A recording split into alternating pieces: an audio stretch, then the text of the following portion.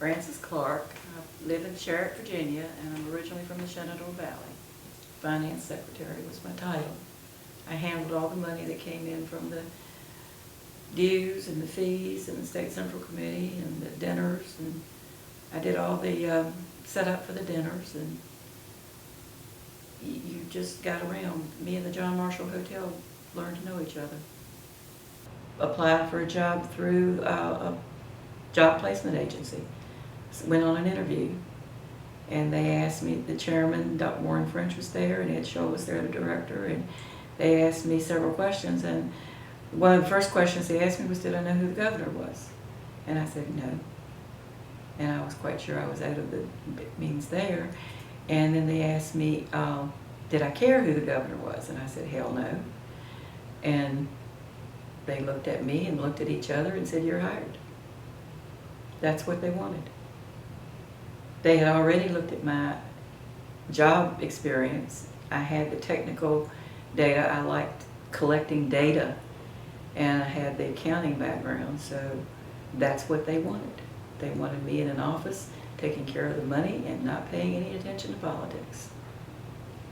And I was the only one they had for about 6 to 9 months, something like that, until campaigns started and dinners started, and then they got a few other people.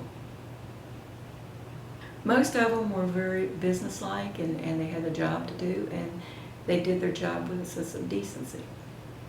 But it's just gotten worse over the years. But back then, I can't remember anybody doing anything that I did not like or would call against, except that one guy who just insisted on sitting on the corner of my desk and leaning over me.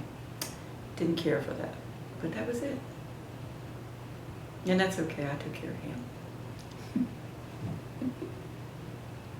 The first presidential election I remember is Linwood Holden. I had nothing to do with politics before then, and really nothing after.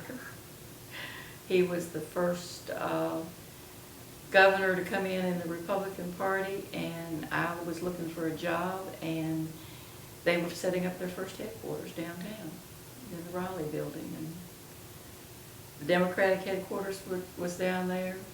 A lot of other political headquarters were there, and we all kind of settled down on Cary Street. I think they ought to keep their mouths shut. It's really what I think. I don't think people should post on social media, try to influence people, because it's your opinion. Do what you want to do. It's the right, it's what soldiers die for you to have that right to do it. But to get out here and go crazy like some of them do and lose friends over, lose family members over it, it's silly. That is just stupid. I personally will be glad when Facebook closes up. Just the nastiness. It seems to be increasing over the years. The nastiness just keeps on going. It's got to stop.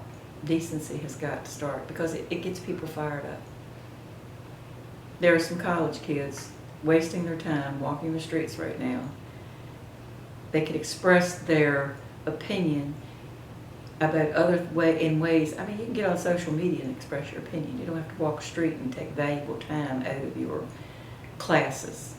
I'm kind of disappointed in that at my age. Helping people who really need the help.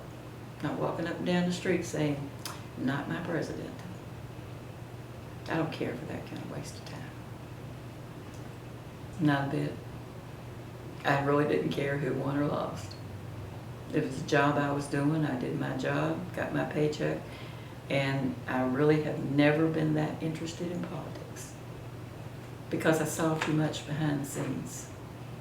I saw the Republicans and the Democrats running up and down the back steps and talking to each other and having meetings with each other. And I saw every one of them making deals with each other. So you kind of see all of that's going on and say, okay, well, they're working it out. They're talking. They're figuring it out, and it goes on now. I have no doubt in my mind that it works itself out. Today's politics will work itself out just like it did back then. They were scared to death of Linwood Holden coming in.